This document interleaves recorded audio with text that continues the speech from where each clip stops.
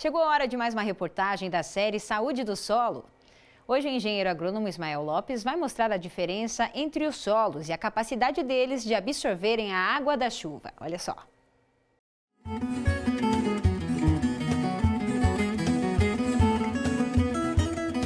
Aqui a gente vai ver alguns diagnósticos, alguns métodos que são diagnósticos para conferir a qualidade física desse solo. O senhor Ismael pode começar explicando para a gente então sobre o que é o DRESS. Bom, o DRESS é o diagnóstico rápido das estruturas do solo. Ele consiste na coleta de amostras de solo na camada até 25 centímetros. Então você abre uma microtrincheira e coleta amostras de solo, coloca na bandeja e aí eu vou identificar as características desse solo em termos de agregados, né? Em formato desses agregados, em tamanho desses agregados, e eu vou quantificar esse volume dos agregados e dar notas. Por exemplo, aqui eu tenho uma amostra de um solo que é um manejo padrão, que é um manejo soja-milho, né? Então soja e milho todo ano.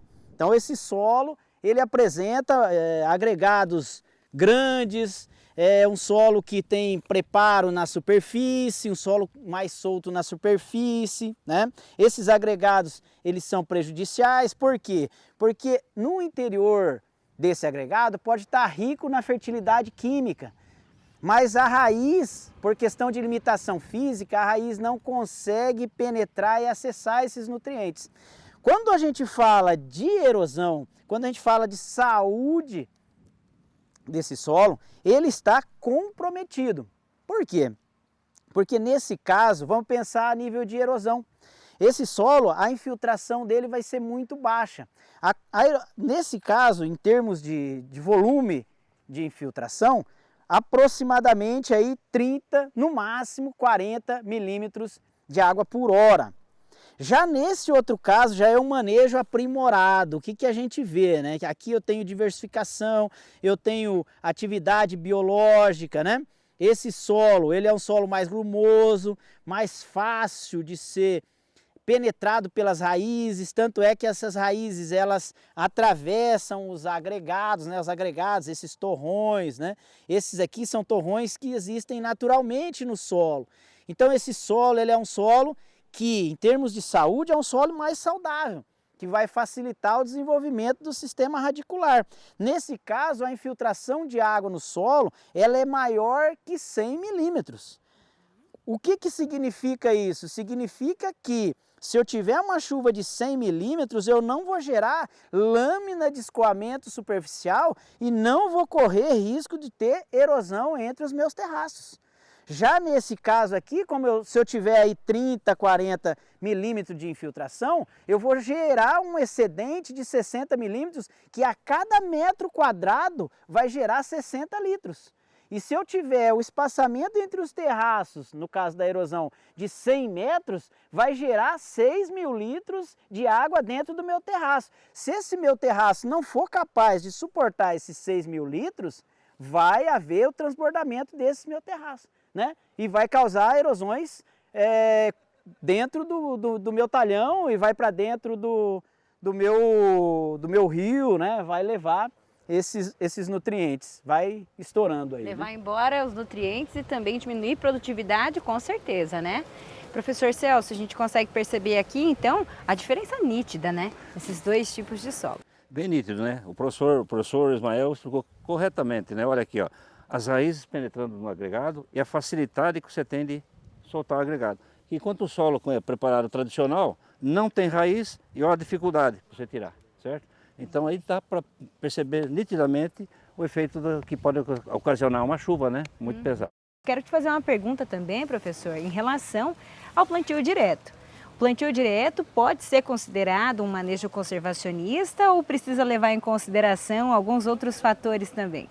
Ah, perfeito. É uma pergunta bem pontual e bem importante. Sistema plantio direto, né? Nós estamos aí, né? A partir da década de 90, esse sistema acabou ganhando bastante força, né? Bastante apoio, só que hoje o nosso sistema, na maioria, acima de 90% dos nossos sistemas chamados de plantio direto, eles são um sistema que é o colhe e plante. E o colhe-plante, ele acaba indo para monocultura praticamente, né? Eu tenho soja, milho todo ano. E esse binômio, ele não favorece os nossos solos fisicamente. Então, em termos de saúde física do solo, esse sistema que nós chamamos de plantio direto, que não está pautado, né? Não está pautado em um manejo conservacionista de solo e água, ele é um sistema comprometido.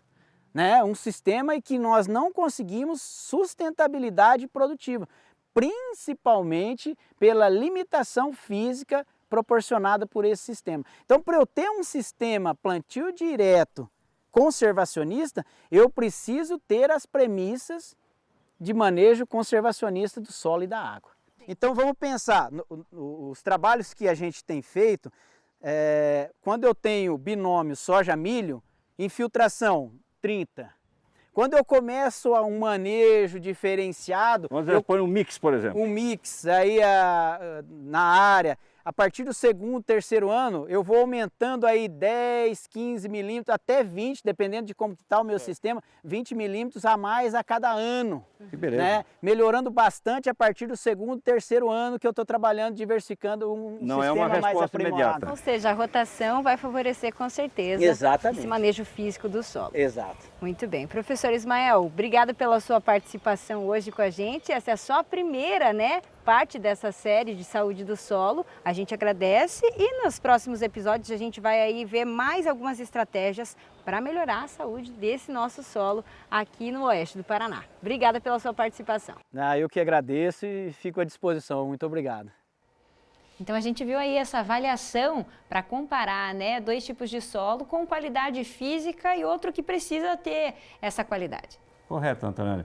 Eu só fazer um comparativo com o primeiro episódio, né? O primeiro episódio ele demonstrou como que a gota d'água, quando bate no solo, começa a fazer a primeira erosão e depois o carreamento dessa gota d'água, uma enxurrada que vai levar os nutrientes, né? E ele citou as várias maneiras, né, de como fazer uma contenção dessa erosão, né? Dessa erosão laminar, vamos dizer assim, né? E uma delas ele colocou a palha ali, né? Mas não é só a palha, são várias maneiras de fazer e o professor Ismael deixou bem claro isso, né? E agora ele demonstrou como você localizar no solo os pontos de erosão. Isso é importantíssimo, né? Então é muito, vamos dizer assim, pedagógico, né, para os agricultores, para os acadêmicos que estão assistindo o nosso programa, né?